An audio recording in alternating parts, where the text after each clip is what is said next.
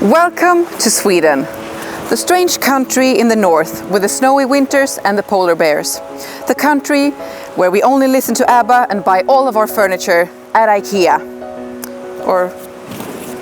Sorry, wrong card. Sweden, a small yet beautiful country located in Northern Europe. Just above 10 million people live here. And yes, some parts of the country are covered in snow during the winters, but no, we don't have any polar bears, unfortunately. A lot of people do like to listen to ABBA though. Around 56,000 of those 10 million people live here in our hometown, Skövde. The small town right between Gothenburg and Stockholm and the two biggest lakes in the country has a lot to offer.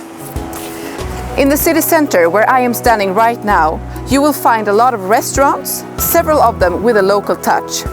The town is located in the middle of a rural area where a lot of food is being produced, and we like to let that show on our menus. The city core is small and cozy, and you find basically what you need here. You have a grocery store, clothing stores, a cinema, cozy cafes, bars, a tourist center, and several pubs. Welcome. Sweden has an old history, and so does Skövde. The history of this town starts during the medieval times when the town was thriving. The economy was great and the town was important. Pilgrims actually traveled here to see the grave and the spring of our patron saint, Saint Elin. Unfortunately, the town ran into some issues during the years. The Danes, they burnt it down in the 1500s, and another great fire ruined our town in 1759. Since then, the town has been rebuilt and developed into what we can see today, a mix of the old and the new. In the central parts, annual events are hosted. Every year, at the end of August, the streets are filled with lovely smells of food, both local and from different corners of the world. It's time for our largest event, the Food Festival. Music, almost 50,000 people, food, happy times, fill the streets. In the city center, you will also find our cultural center. That is a place where you can see both stand-up shows, concerts, theater shows, but also have great food at the cozy restaurant, visit the library, or see interesting art in the arts hall. Well, enough chit-chatting. Let's go on a tour in our surroundings, shall we?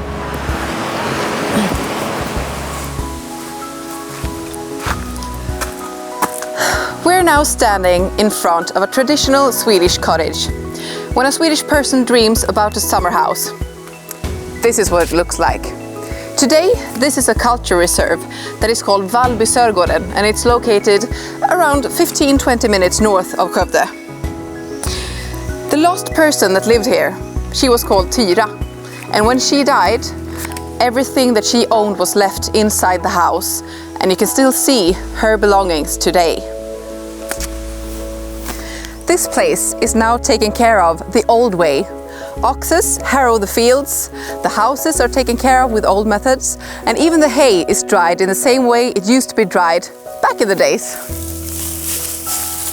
Something like that. This old smithy behind me is a great example of different times melting together. It was built in the end of the 19th century on top of an old cairn from the Iron Age. In conclusion, our area and our country is old. It's so old. I mean, look at this. This is so old. It's a stone ship from way back. It's actually the second largest one in the country, so it's well worth a visit. Both this stone ship, that's called Askeberga, and the farm we just came from, Vallby Sörgården, are located next to or close to the cultural route Kulturväg Skaraborg. So if you download the free app, it will take you to more ancient remains, beautiful nature, cozy cafes, and a lot of nice places to see. So that's a pro tip for you. I'm actually sitting inside the old abbey church in Varnhems, and it was built in the beginning of the 12th century. It's a... Sorry.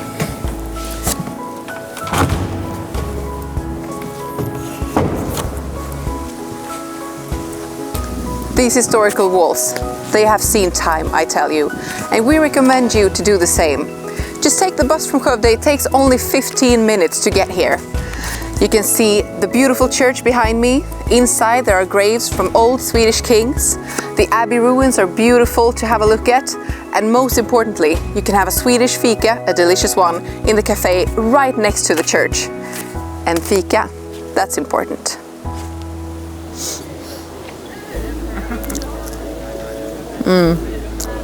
Fika.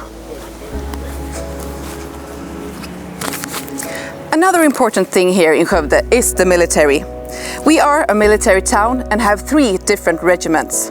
One is called P4, the second one is called Markstridsskolan, and the third one is called Trängregementet. Repeat after me. Trängregementet. Good. The National Defense is actually one of the largest employers here in Skövde, and that means that you can see people dressed like this in the streets sometimes. They work here at the garrison. To be able to work with the safety in our country, they also have to practice sometimes, of course. So if you hear something like this, don't be alarmed. It's all normal. There are several large employers in Skövde, the largest one being the municipality itself.